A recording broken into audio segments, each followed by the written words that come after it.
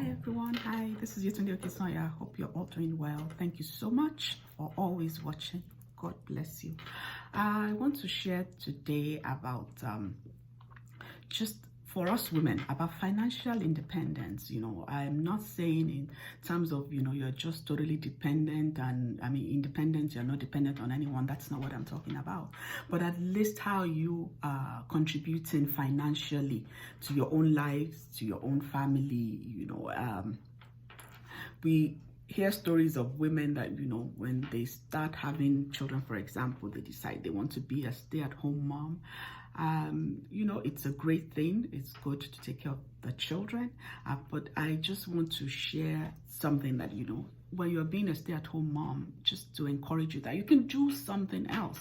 You can start a business. There's so many businesses you can do now. You can do online. You can get a part-time job. You can volunteer. Because what all these things do for you is that in the future, when you decide you want to go back to the workforce, you have things that you can add on your resume. Because if you've just been a stay-at-home mom, you haven't done anything all these years, it's kind of hard to go back into the workforce. But so at least you have something doing. So that's one.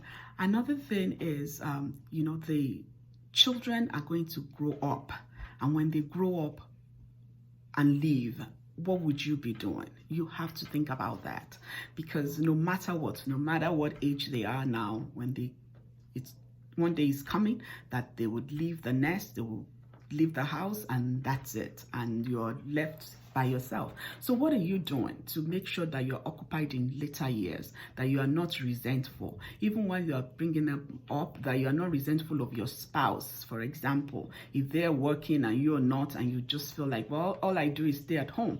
It's a very noble thing, and I appreciate women that can do it, but at least have something. Think about the future. Don't just think about now, think about the future, that the children would not always be young. They will get older and they will leave the house.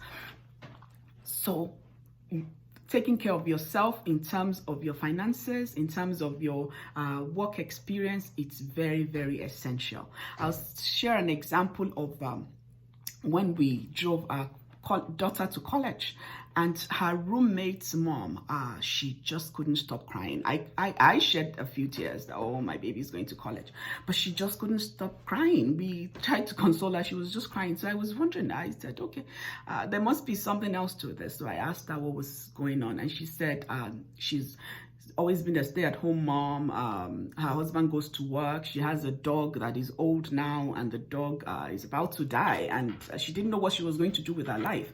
And that just hit her, and I just made up my mind that what, whether I retire, I don't retire, I'm going to have something that I'm doing with my life. And even when I had the opportunity to not work, I just was like, what, I'm not giving up my job. I'm going to keep doing it, and if I'm not doing it, I'm going to do a business. So I hope somebody takes the advice, somebody does something different, think differently about where they are, and make some changes, because children do grow up.